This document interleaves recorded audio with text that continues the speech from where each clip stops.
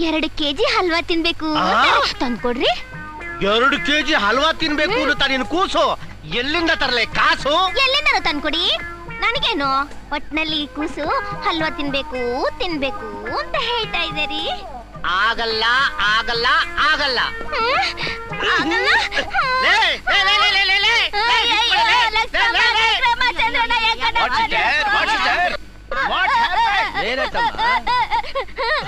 ನೋಡ್ರಪ್ಪ, ಏನೋ ಬಸ್ರಿ ಹೆಂಗ್ಸು ಪೈಕಿ ಆಯ್ತದೆ, ಒಂದು ತಿನ್ನೋದಕ್ಕೆ ಹಲ್ವಾ ತಂದ್ಕೊಡು ಅಂತಂದ್ರೆ ತಂದ್ಕೊಡಕ್ಕಿಲ್ಲ ಅಂತದ್ರಲ್ಲ.